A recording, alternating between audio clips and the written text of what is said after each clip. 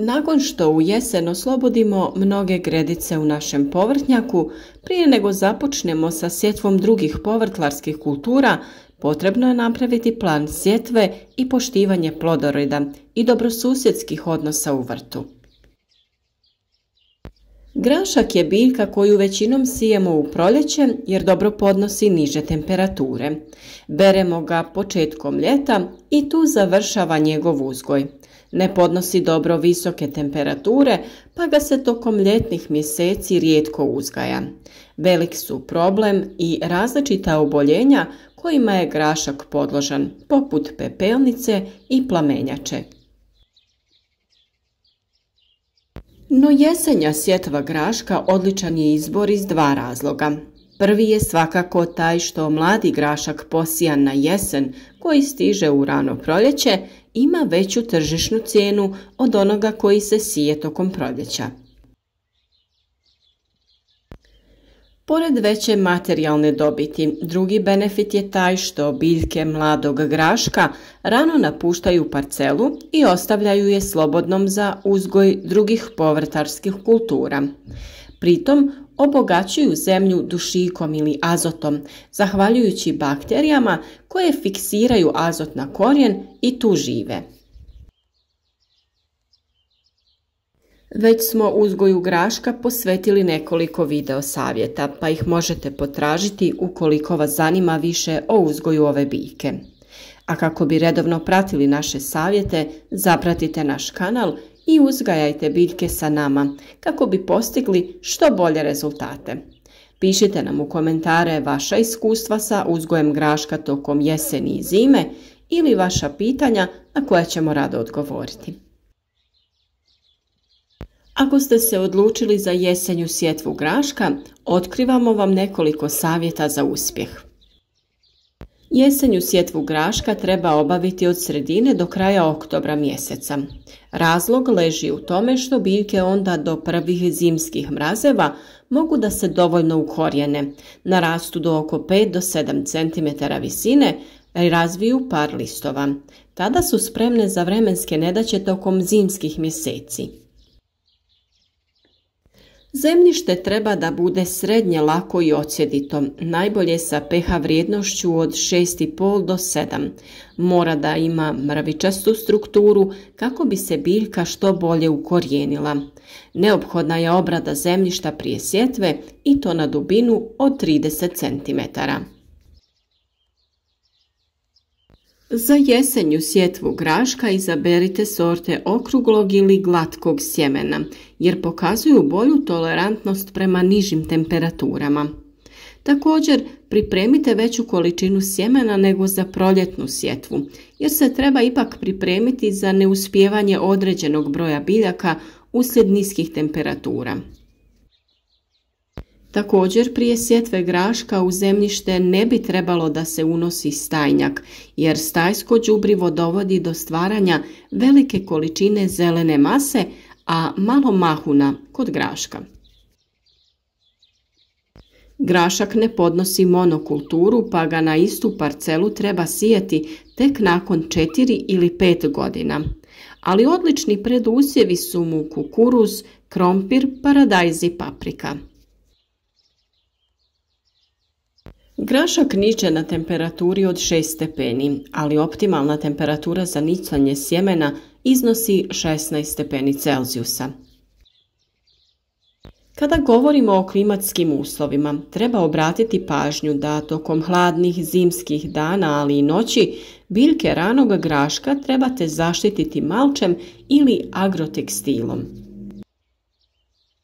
Sije se na dubinu od 4 do 5 cm, međuredni razmak je od 15 do 20 cm, dok razmak u redu iznosi 6 cm. Ukoliko nema padavina ili pak ima u premalim količinama, zemlju je potrebno zaliti nakon sjetve.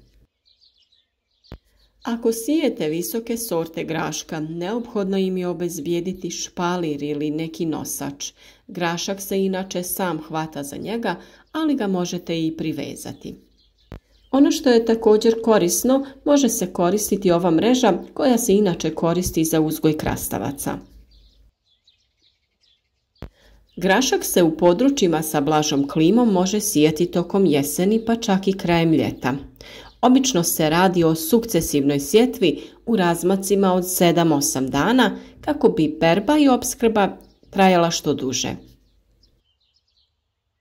Tako se pojedinih godina sjetva graška, naravno uz redovito navodnjavanje, može obaviti već krajem jula, odnosno početkom augusta, kada za berbu prispijeva u septembru. U pravilu u priobalnim područjima sjetva graška se planira od početka jeseni pa sve do februara. Sije se u redove 2 do 3 cm zrno od zrna na dubinu 4 cm sa razmakom između redova oko 30 cm ili se može sijati u kućice 6 do 8 zrna sa razmakom od 30 cm. Nakon nicanja dobro je malčirati tlo oko biljaka što će ih zaštititi u hladnim zimskim mjesecima. Grašak inače dobro podnosi temperature ispod nule, čak i do -8 stupnjeva. Mislim da je dobro pokušati sa tom jesenjom sjetvom, iako mnogi misle da je rizična, ali mi volimo isprobavati, a imamo opet vremena i u proljeće ponoviti sjetvu ako se ova jesenja pokaže neuspješnom. Sve naravno zavisi od vremenskih uslova tokom zimskog perioda godine. A i naravno primamljiva je pomisao da sa načinom sijanja u razmacima od 8 do 10 dana možemo produžiti berbu graška i imati ga kroz cijeli proljetni period. Također može se desiti da proljetna sjetva bude odgođena zbog obilnih kiša, a kako grašak ne podnosi visoke temperature kakve bi nas očekivale u kasnijoj sjetvi, može se desiti da izostane urod, pa je svakako dobro pokušati sa jesenjom sjetvom. Kada grašak naraste oko 15 cm, potrebno ga je ogrnuti slamom radi zadržavanja vlage u tlu da bi se bolje razvio korijenov sustav. Također je potrebno počupati sav izniknuli korov kojeg i neće biti previše ako tlo redovno prekrivamo nekom organskom materijom poput slame ili sjena. Kada grašak krene cvjetati, potrebno ga je jednom sedmično zalijevati za vrijeme sušnog perioda.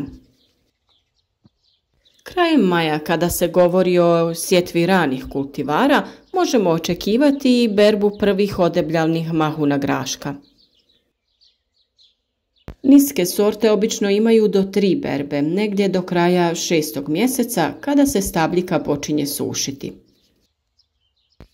Organski vrtlari tada vrtnim škarama uklone stabljike i pohrane ih u kompost, a korijenje bogato dušikom ostavljaju u tlu, te na mjesto graška sade kulture kojima je potrebno mnogo dušika za razvoj, a tu se ubraja razno lisnato povrće. Izbjegavajte da sadite uz grašak bijeli i crveni luk, vlasac i poriluk.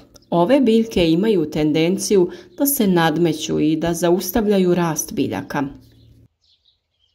Grašak dobro raste ako je posađen uz krastavac, mrkvu, rotkvicu, krompir i repu.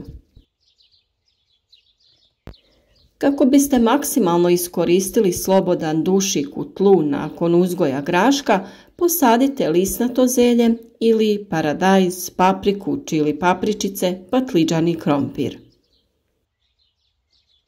Ukoliko ste uzgojili grašak koji vas je oduševio, da biste uštedjeli novac i besplatno uzgajali grašak sljedeće sezone, dozvolite da se mahune osuše na biljci dok ne postanu smeđe i lomljive. Ostavite sebi sjeme graška i u narednoj sezoni uzgoja budite jednako uspješni. Nadamo se da je ovaj video bio koristan i da ćete se okušati u jesenjem uzgoju graška kako bi u rano proljeće uživali u njegovim zdravim plodovima.